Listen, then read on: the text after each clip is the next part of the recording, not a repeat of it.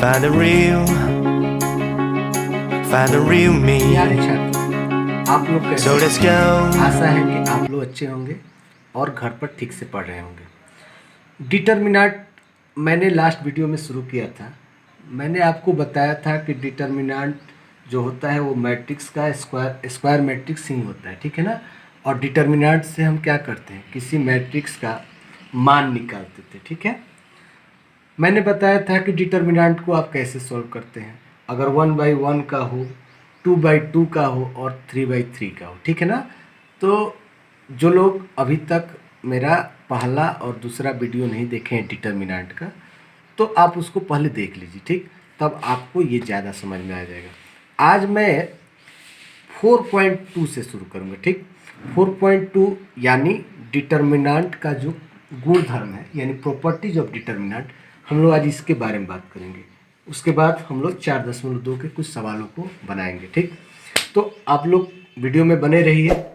जो लोग नए हैं चैनल को सब्सक्राइब कीजिए, वीडियो को पूरा देखिए, पसंद आए तो लाइक कीजिए, अपने दोस्तों के बीच शेयर कीजिए। तो चलिए शुरू करते हैं। Properties of determinant. आप लोग ये जान गए हैं कि डिटर्मिनेंट को सॉल्व कैसे करते हैं।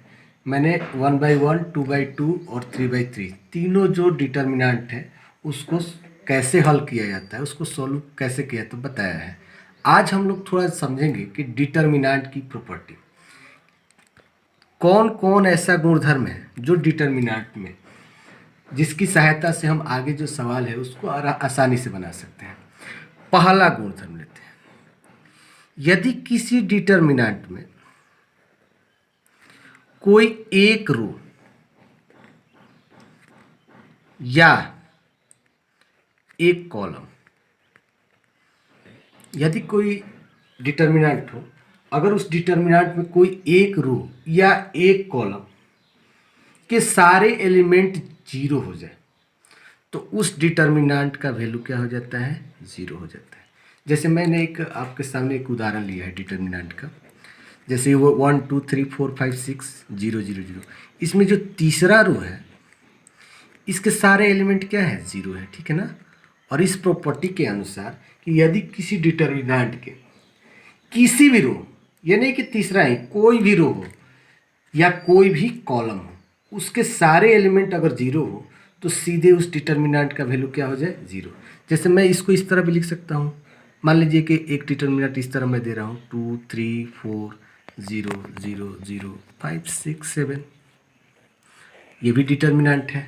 इसका मैं देख रहा हूँ कि जो दूसरा कॉलम है उसके सारे एलिमेंट क्या है, जीरो है।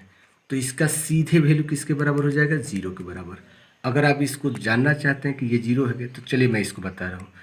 वैसे आप इसको, ये 3/3 का मैट्रिक्स डिटर्मिनेंट है, इसको सॉल्यूशन में बताया हूँ कैसे करते थे कि, तो ये प्लस मैं किसी एक रो से ले रहा हूँ, मैं पहले रो से ही इसको प्रसरण कर रहा हूँ। ये प्लस, तो ये क्या हो जाएगा माइनस, और ये क्या हो जाएगा प्लस। तो आप एक से शुरू कीजिए। डिटर्मिनेंट का वैल्यू मैं निकाल रहा हूँ तो 1 से ले रहा हूँ। तो इसके सामने वाले रो और कॉलम को हटाइए तो क्या बचा, 5 - 6 0 0। तो 5 में 0 से गुना करेंगे 0, और 6 से 0 से गुना करेंगे 0, ठीक है। -2 लीजिए, तो -2 के सामने वाले रो और कॉलम को हटाइए तो क्या बचेगा, 4 6 0 0। 4 में 0 से गुना करेंगे 0, और 6 में 0 से गुना करेंगे 0, ठीक है। +3 लीजिए, तो इसके सामने वाला इसके सामने वाला हट गया तो क्या बचा, 4 5 0 0, तो 0 -0 यानी 0 0 और ये 0। तो इस प्रकार आप देख सकते हैं कि इसका वैल्यू कितना आया, 0। आप इसका भी मान निकालिएगा, ठीक। ये भी मान जो होगा वो भी क्या होगा, इसका 0 होगा। यानी आप ये समझ जाइए कि अगर कहीं भी आप देखिए कि अगर किसी डिटर्मिनेंट का कोई एक रो या कोई एक कॉलम के सारे एलिमेंट, ये नहीं कि एक दो नहीं, सारे एलिमेंट जीरो हो, तो ये सीधे इस डिटर्मिनेंट का वैल्यू क्या हो जाएगा, जीरो के बराबर। सीधे आप जीरो बैठा दीजिएगा अगर इसके एक एलिमेंट, मतलब एक रो या एक कॉलम के सारे एलिमेंट जीरो है। तो ये है आपको पहली प्रॉपर्टी, ठीक। आशा है आपको समझ में आया होगा। तो ये था पहला प्रॉपर्टी। अब आते हैं दूसरे प्रॉपर्टी। जैसे मैंने एक डिटर्मिनेंट ले लिया 1 2 3 4, 2/2 कहीं ले रहा हूँ। आप 3/3 का भी ले सकते हैं, मैं समझाने के लिए ले रहा हूँ, ठीक है ना। आप क्या कीजिए कि इसके रो को कॉलम बना दीजिए। कहने का मतलब आप लोग को याद आ रहा होगा, मैंने मैट्रिक्स में ट्रांसपोज निकालना बताया था, ठीक। उसमें क्या करते थे, रो को कॉलम बना देते थे, कॉलम को रो बना देते थे, ठीक है। तो अगर बाय द वे आप उसको भूल गए हैं तो पहले आप उसको देख लीजिए, ठीक है, उस वीडियो को। वैसे मैं बता दे रहा हूँ, क्या कीजिए, मैं इस नियम, इस प्रॉपर्टी के अनुसार कि यदि आप किसी मैट्रिक्स सॉरी डिटर्मिनेंट को रो को कॉलम बना दिया जाए, यानी उसका ट्रांसपोज निकाला जाए, तो उसका जो वैल्यू होगा ट्रांसपोज का, उसके मान में कोई परिवर्तन नहीं होता है। मैं इस सवाल से आपको समझाना चाह रहा हूँ। पहले इसका वैल्यू बताइए क्या हो जाएगा। 4 में से इसको 22 से मर्द कर दिया, 4 3 दूनी 6 -2। अब मैं क्या करूँ, इसका ट्रांसपोज निकाल रहा हूँ, ठीक है। तो इसका ट्रांसपोज क्या हो जाएगा, इसके पहले रो को पहला कॉलम, तो 1 2 3 4, ठीक है। अब मैं इसका वैल्यू निकालूँ, तो 4 में से एक गया, 1 में 4 से गुना करूँगा, 4 और 3 दूनी 6, क्या आ गया -2। यानी आप देख सकते हैं कि इसका अगर किसी डिटर्मिनेंट को आप रो को कॉलम बना दे तो उसके मान में कोई फर्क पड़ता नहीं है। अगर इसको मैं डैश से सूचित करूं, क्योंकि ये मैंने ट्रांसपोज का इसका वैल्यू निकाला, तो डेल्टा डैश इसको कहूँ और इसको डेल्टा कहूँ, तो ये डेल्टा बराबर क्या हो जाएगा, डेल्टा डैश। मैं एक और एग्जांपल ले रहा हूँ 3/3 का। जैसे एक डिटर्मिनेंट है 1 2 3 4 5 6 2 1 3, ठीक है। इसमें क्या किए, मैं R1 के अनुदिश इसका मान निकाल रहा हूँ, ठीक है। तो 1, ये प्लस, ये माइनस, ये क्या हो गया प्लस, इसके अनुसार कीजिएगा। तो इसके सामने वाले एलिमेंट को हटाइए, तो सामने वाला हट गया तो क्या बच गया, ये बचा चारों, तो 5 3 15 -6, ठीक है। -2, इसके सामने वाला हट गया, ये रो, ये कॉलम हट गया, तो 4 3 12 और 6 दूनी 12, 3, ये सामने वाला हटाइए, तो 4 एकम 4 और 5 दूनी 10, 9 0, 12 में से 12 गया 0 और 3 -6 -18, यानी इसका वैल्यू क्या हो गया -9। अब मैं क्या कर रहा हूँ, इसके रो को कॉलम बना दे रहा हूँ, ठीक है। तो इसका मैं अब इसको टी से सूचित कर दे रहा हूँ, इसका ट्रांसपोज निकाल रहा हूँ, ठीक है। तो क्या किया मैंने, इसके रो को मैं कॉलम बना दे रहा हूँ, ठीक।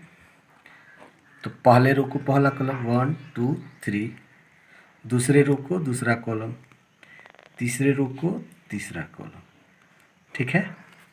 अब क्या कीजिए, अब इसका वैल्यू निकालिए। R1 के अनुदिश ही कर रहा हूँ मैं, तो ये प्लस हुआ, ये माइनस हुआ, ये प्लस हुआ। तो अगर 1 लीजिए, तो 1 के सामने वाला एलिमेंट हट गया, यानी 5 3 15 और -6, ठीक है। -4 ले रहा हूँ, तो इसके सामने वाला हटाइए, ये हट गया, 2 3 6 -3 +2, तो ये हट गया, 6 दूनी 12 और 5 3 15, तो ये हो गया 9, 15 में से 6 हो गया 9, 9 में 1 से गुना कीजिए 9 -4 3 और 2 -3, तो 9 -12 -6, 12 6 18 और -18 में से 9 गया, क्या बचा -9। तो आप देख रहे हैं कि दोनों मान क्या हो गया, बराबर हो गया। यानी आप 2/2 हो 3/3 हो, आप किसी डिटर्मिनेंट के रो को कॉलम बना दें या कॉलम को आप रो बना दें, तो उसके मान में कोई परिवर्तन नहीं होता है, ठीक। ये है दूसरी प्रॉपर्टी, याद रखिएगा आप लोग। पहली प्रॉपर्टी में मैंने क्या बताया कि अगर पूरा एक रो या एक कॉलम के सारे एलिमेंट अगर 0 हो जाए तो उसका मान क्या हो जाता है, उसका सीधे वैल्यू हो जाता है 0। दूसरी प्रॉपर्टी में कि अगर कोई डिटर्मिनेंट के रो को कॉलम बना दिया जाए, कॉलम को रो बना दिया जाए, तो उसके मान में कोई परिवर्तन नहीं होता, यानी दोनों जो डिटर्मिनेंट हैं बराबर हो जाते हैं। तीसरी प्रॉपर्टी पे आते हैं।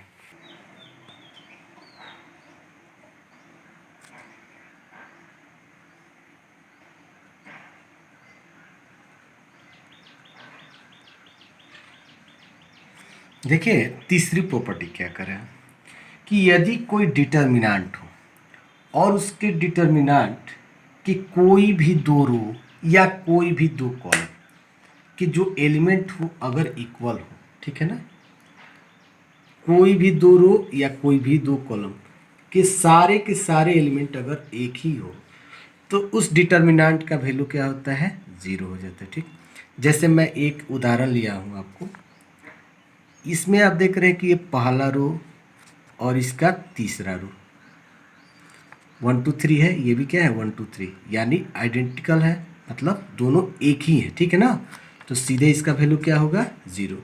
एक मैं और एग्जांपल ले रहा हूँ, जैसे मान लेते हैं कि एक मैट्रिक्स मैंने लिया 1 2 4 3 2 1 3 2 1। यहाँ पर आप देख रहे हैं कि इस मैट्रिक्स का जो दूसरा कॉलम है और जो तीसरा कॉलम है, इसके जो एलिमेंट है वो दोनों क्या है, आइडेंटिकल है, मतलब एक ही है, दोनों क्या है, बराबर है, मतलब एक ही तरह के एलिमेंट है। यहाँ तीन है, यहाँ भी तीन है, दो है एक है, मतलब कहने का मतलब कि ये दोनों क्या है, इसका वैल्यू क्या हो जाएगा, सीधे आप क्या लिखिए, इसका ज़ीरो के बराबर होगा। लेकिन शर्त ये होनी चाहिए कि कोई भी दो रो या कोई भी दो कॉलम कि अगर एलिमेंट इक्वल हो, एक ही हो, आइडेंटिकल हो, सीधे इसका वैल्यू क्या होगा, ज़ीरो। इसको मैं सिद्ध करके आपको दिखा रहा हूँ, जैसे ये इसी सवाल को बना रहा हूँ। ठीक है, तो इस सवाल को बना रहा हूँ तो मैं R1 के अनुदिश तो इसका ही मैं मान निकाल रहा हूँ। ठीक है, अब इसका देखिए आप, पहला रो और तीसरा रो दोनों सेम है, तो इसका वैल्यू मैंने क्या बताया, जीरो। मैं इसको सिद्ध कर रहा हूँ, R1 के अनुदिश में कर रहा हूँ, तो ये प्लस, ये क्या हो गया माइनस, और ये हो गया प्लस। तो एक लेंगे तो एक के सामने वाला रो और कॉलम हट गया, तो क्या बचा, 5 3 आई 15 और 6 दूनी 12। ये +2 है, लेकिन यहाँ पर ये स्थान के कारण क्या हो जाएगा, -2। इसके सामने वाला और इसके सामने वाला हटा दीजिए, तो ये हट गया और ये हट गया, तो 4 6 1 3 बचा, 4 3 आई 12 -6 में 1 से गुना कीजिए 6, +3 लीजिए, ये वाला हट गया, तो 4 दूनी 8, 5 में 1 से गुना कीजिए 5, तो 15 में से 12 गया 3, 3 में 1 से गुना कीजिए 1 गुने 3 -2, 12 में से 6 गया 6 और 3 3, तो 3 हो गया, ये 6 दूनी 12 और ये 9, तो 9 और 3, 3 और 9 क्या हो जाएगा, 12 -12 ज़ीरो। ठीक है, तो आप देख रहे हैं कि इसका वैल्यू क्या आ गया, ज़ीरो। अगर आप इसको भी बनाना चाह रहे हैं, इसको भी बनाकर देख लीजिए, ये भी इसका क्या होगा, वैल्यू ज़ीरो हो जाएगा। आप ये केवल समझ जाइए कि अगर कोई डिटर्मिनेंट हो, उसमें अगर आपको कोई दो रो या दो कॉलम के सारे एलिमेंट इक्वल हो, आइडेंटिकल हो, तो आप ये इसका वैल्यू सीधे जीरो के बराबर लिखिएगा। ठीक, आगे बढ़ते हैं। देखिए अगली प्रॉपर्टी क्या कर रहा है कि अगर जैसे कोई डिटर्मिनेंट हो, ठीक है, 1 2 3 4 5 6 2 4 6, ठीक है, अगर किसी डिटर्मिनेंट में कोई दो रो, जैसे ये देख रहे हैं, ये पहला हुआ, ठीक, और ये तीसरा हो रहा है, क्या आप इसको देखकर ये नहीं समझ में आ रहा है कि ये जो है इसका मल्टीपल है, एक में आप 2 से गुना कीजिए, 2 2 दूनी 4 3 दूनी 6, यानी किसी भी डिटर्मिनेंट में अगर कोई दो रो मल्टीपल हो जाए, मल्टीपल का मतलब गुणज हो जाए, यानी इसमें किसी संख्या से गुना किया गया हो, वही कनेक्ट। गुणज का मतलब क्या होता है कि इस संख्या, जैसे ये पहला जो रो है उसमें किसी संख्या से गुना करने के बराबर ये आया हो, तो इसका वैल्यू क्या हो जाए, सीधे जीरो हो जाए। या इसको इस तरह भी कह सकते हैं कि 1 2 3, सॉरी, इसको इस तरह मैं लिख रहा हूँ 1 2 3 2 4 6, यहाँ पर कुछ भी करिए, इसमें देख रहे हैं कि ये जो है इसका क्या है, मल्टीपज है, गुणज है। जैसे इसमें सब में 2 से गुना कीजिए तो क्या हो जाएगा, 2 4 6, आगे एक नहीं है, तो सीधे इसका मान किसके बराबर हो जाएगा, जीरो के हो जाएगा।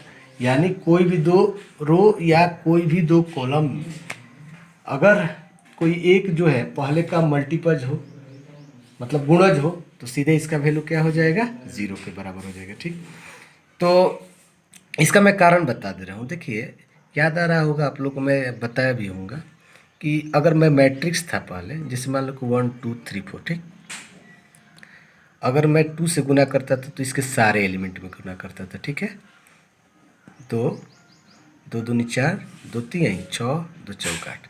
लेकिन जब आप डिटर्मिनांट में आप 2 से गुना करेंगे,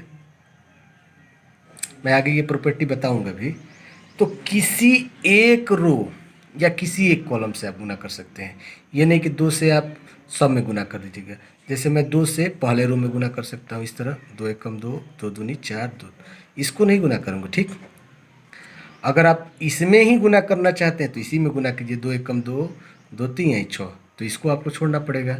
अगर आप दूसरे रो में ही गुना करना चाहते हैं तो पहले रो को जैसे का तैसे लिखिए और दूसरे रो में गुना कर दीजिए, 2 तीन 6, दो चौका 8। या आप दूसरे कॉलम में ही गुना करना चाहते हैं तो पहले रो को जैसे है वैसे लिखिए और इसमें गुना कीजिए, तो 2 दूनी 4, दो चौका 8। ठीक है, तो आप ये देख सकते हैं कि इसमें अगर गुना करने पर आप सब में नहीं गुना कर सकते हैं, किसी एक रो या किसी एक कॉलम में गुना किया जाता है। ठीक, तो ठीक इसी तरह ये जो मैंने बताया, इसमें देख रहे हैं कि इसमें से अगर जब आप 1 से गुना करेंगे तो एक ही रो एक कॉलम में गुना कर सकते हैं। यानी अगर आप इन तीनों में कोई एक जो है उससे अगर मान लीजिए कॉमन लेना हो तो आप 1 से ले सकते हैं। अब इस मैं क्या कर सकता हूँ, 2 4 6, ये तीनों जो है इस तीनों में क्या कॉमन मिल जाएगा, 2। अगर इसमें 2 मैं कॉमन ले लूँ, अगर मैं 2 कॉमन ले लूँ तो क्या बच जाएगा बताइए, 2। ये तो 1 2 3 ही रहेगा।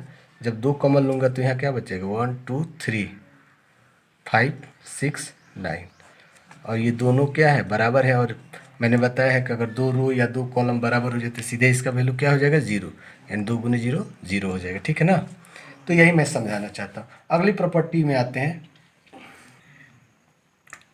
देखिए, अगली प्रॉपर्टी जो मैं अभी बता रहा था वही बात कर रहे हैं कि यदि एक सारणी के किसी एक पंक्ति के प्रत्येक अवयव को अगर एक अचर राशि से गुना कर दिया जाए, ठीक, मान लीजिए एक अचर राशि k है। ठीक है,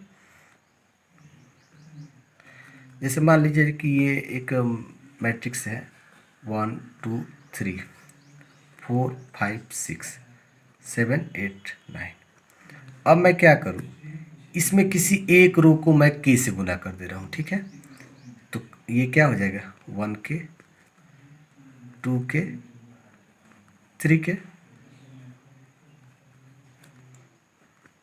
ठीक है, तो ये जो मैट्रिक्स है, ये जो इसका गुणनफल है, मतलब इसका अगर मान निकालेंगे तो k इंटू ये इस मैट्रिक्स के बराबर हो जाएगा। ठीक है ना, यानी मैं यही कहना चाहता हूँ कि यदि आप किसी मैट्रिक्स के किसी एक रो या एक कॉलम में आप किसी भी एक अचर राशि से गुना करते हैं, ठीक है, तो वो उसका के गुणित के बराबर हो जाता है। जिस अचर राशि से गुना किए हैं उसके गुणनफल के बराबर होता है।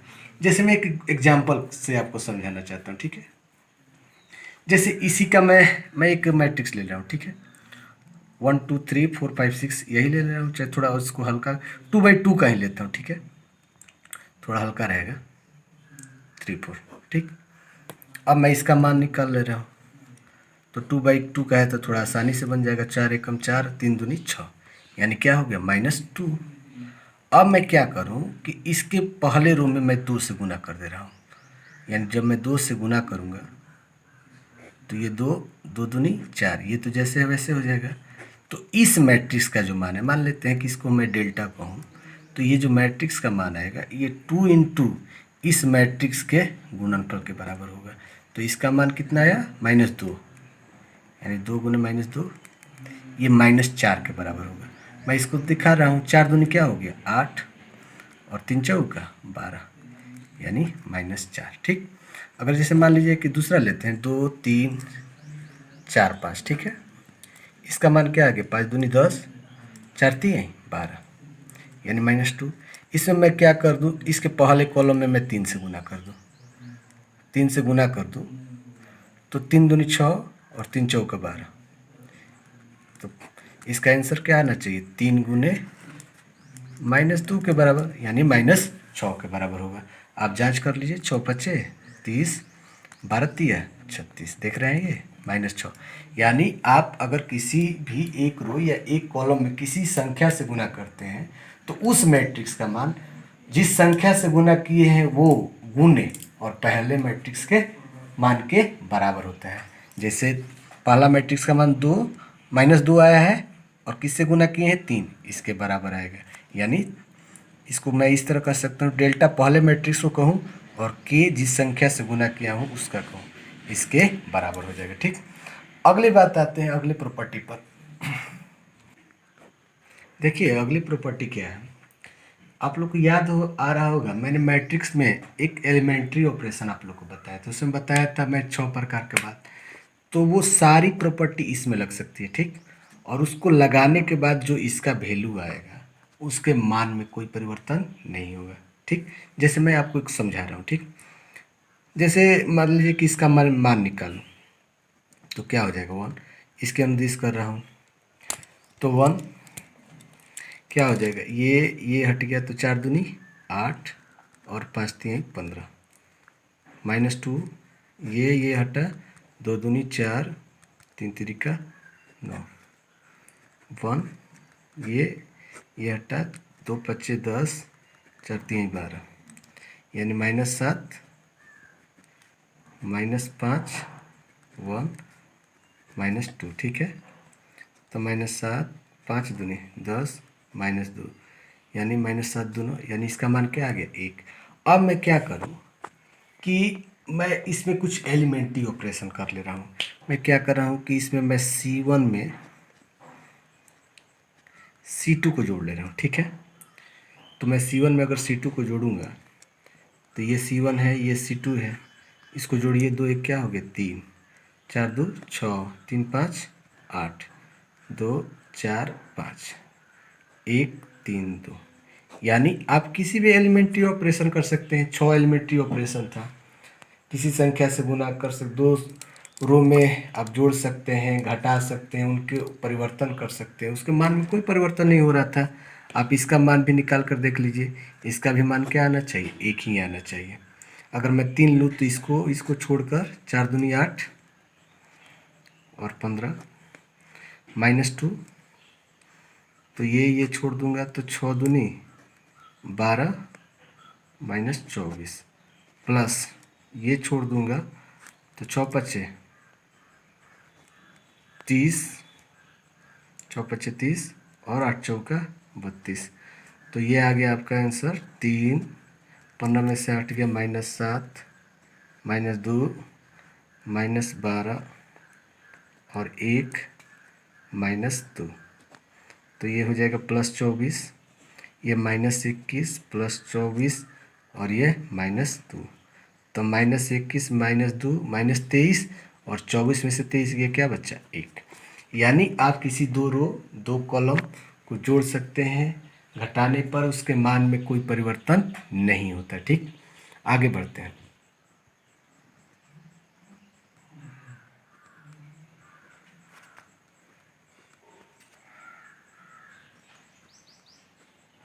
देखिए अगली प्रॉपर्टी जो है, पता नहीं क्या नंबर है, आप लोग केवल इस तरह समझिए, जो भी नंबर है आप लगा लीजिएगा।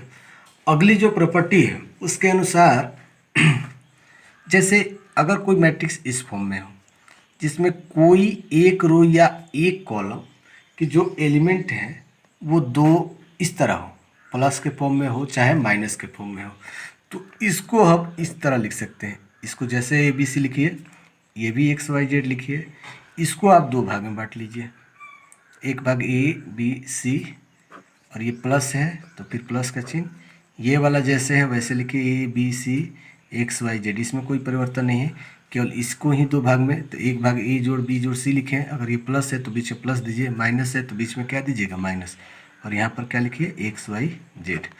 यानी यदि कोई मैट्रिक्स के एक पंक्ति या एक कॉलम के सभी अवयव 2 पदों के योगफल या घटाव के फल में हो, ठीक है ना, यानी ये कोई एक रो या एक कॉलम योगफल या घटाव के रूप में हो, तो उसको हम अलग अलग दो मैट्रिक्स में इस तरह लिख सकते हैं, ठीक है ना। इससे कोई मान में परिवर्तन नहीं होता है, ठीक है। तो आप इतना प्रॉपर्टी से एक्सरसाइज 4.2 बना सकते हैं, ठीक।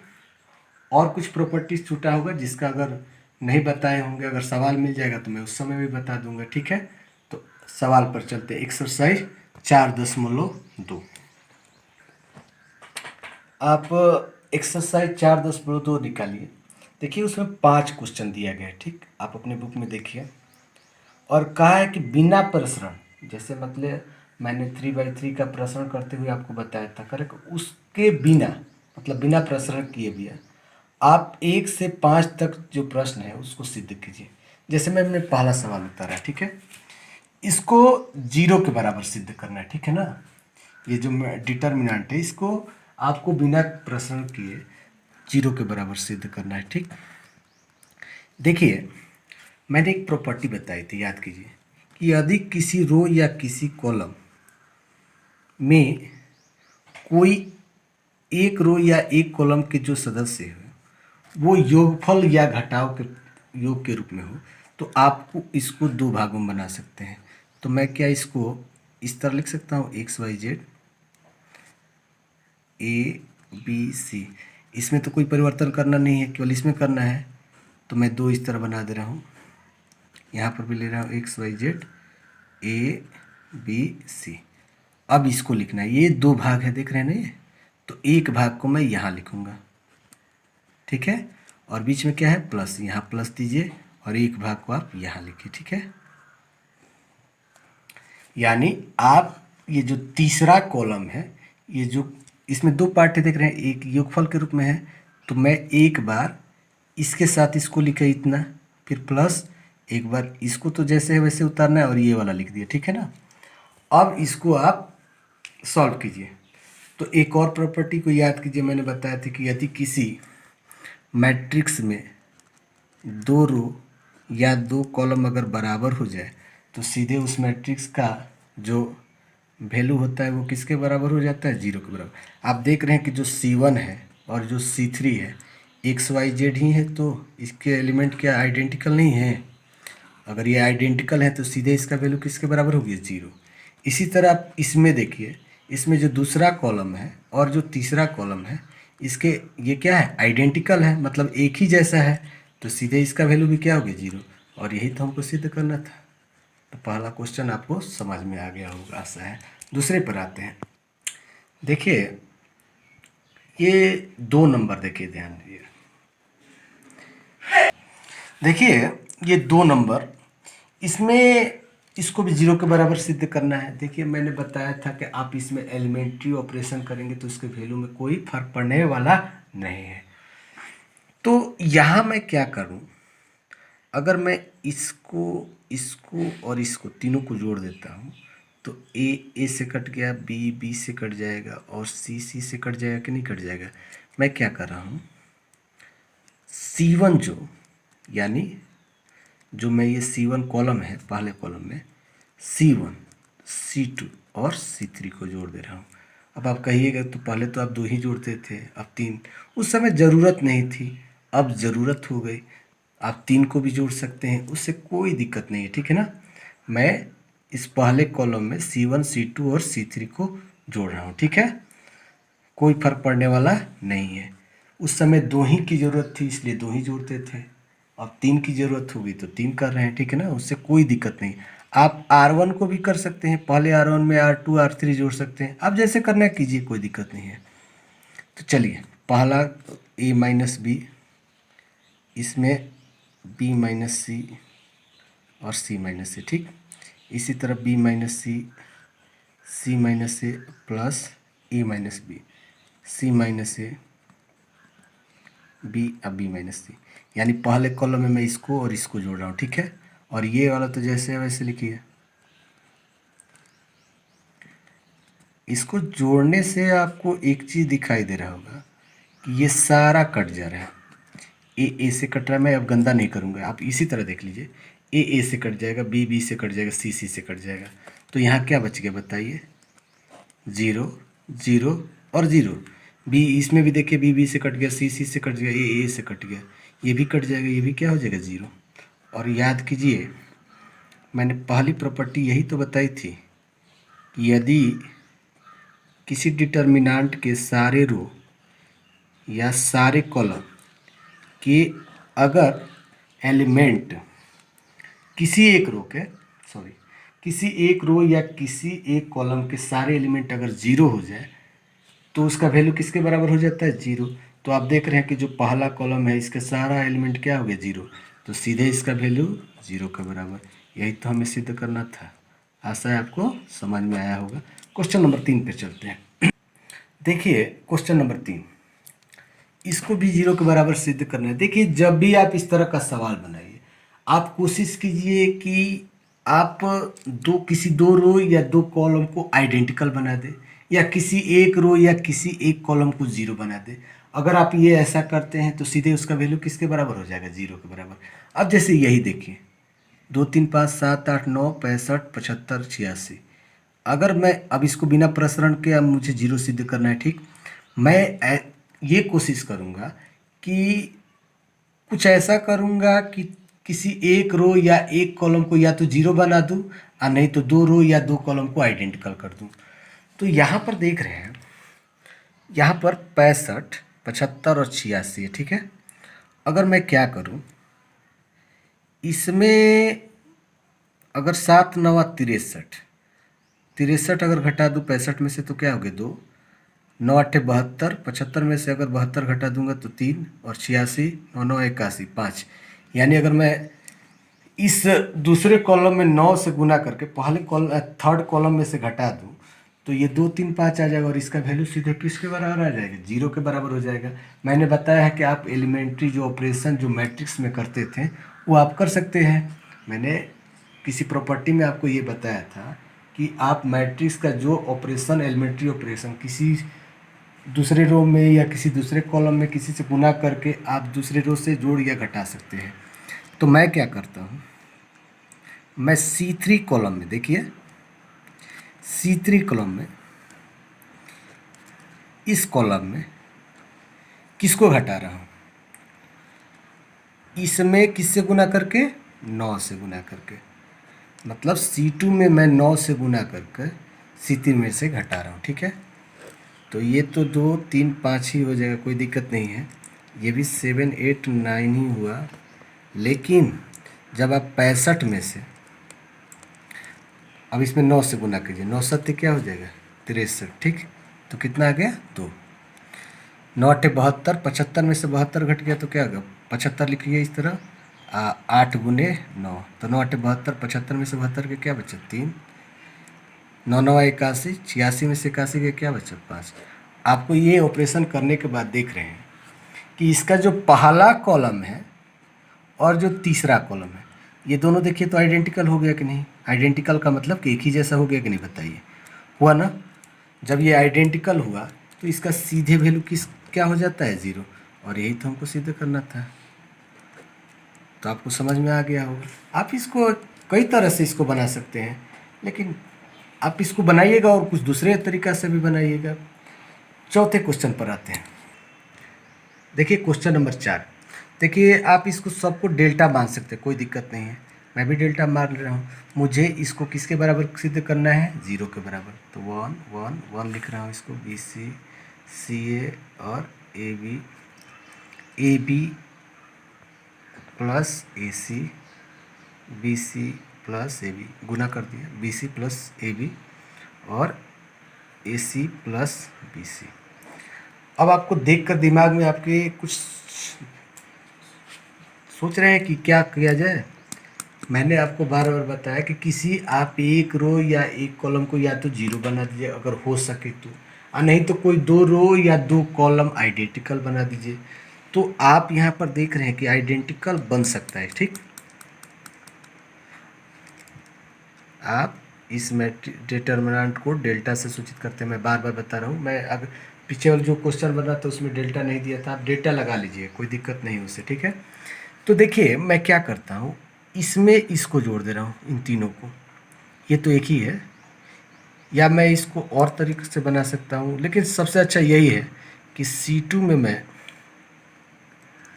C3 को जोड़ ले रहा हूँ, ठीक है। जैसे ही मैं C2 में C3 को जोड़ा तो यहाँ पर देखिए AB को मैं पहले लिख दे रहा हूँ BC प्लस क्या हो जाएगा AC। यहाँ पर भी जो AB है पहले मैं उसी को लिख दे रहा हूँ AB प्लस BC, CA कहिए चाहे AC कहिए, बात एक ही है, AC ही लिख दे रहा हूँ। यहाँ पर भी AB plus BC plus AC, ठीक है। और ये जो तीसरा जैसे है वैसे लिख दे रहा हूँ AB plus AC, BC plus AB, AC plus BC।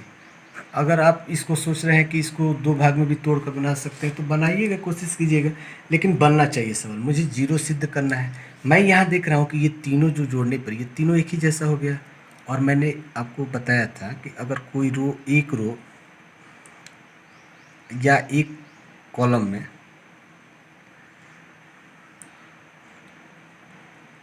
कोई एक रो या एक कॉलम में कुछ कॉमन मिलता हो, ठीक है, तो मैं उससे कॉमन ले सकता हूँ। जैसे 3 6 9, इसमें 3 मिल रहा था तो कॉमन में 3 ले जाता था, क्या होता था 1 2 4 1 2 3, इस तरह हो जाता था क्या।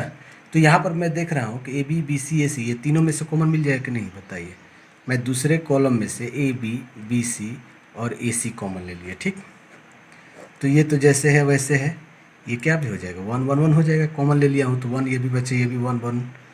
और आप देख सकते हैं कि यहाँ पर जो दूसरा कॉलम और पहला कॉलम है वो आइडेंटिकल हो गया, मतलब बराबर हो गया, इक्वल हो गया, एक जैसा हो गया।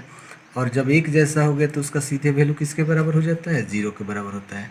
यानी AB plus BC plus AC, और चूंकि ये और ये बराबर आइडेंटिकल है, देख रहे हैं, पहला कॉलम और दूसरा कॉलम, इसलिए इसका सीधा वैल्यू मैं क्या लिखूँगा 0।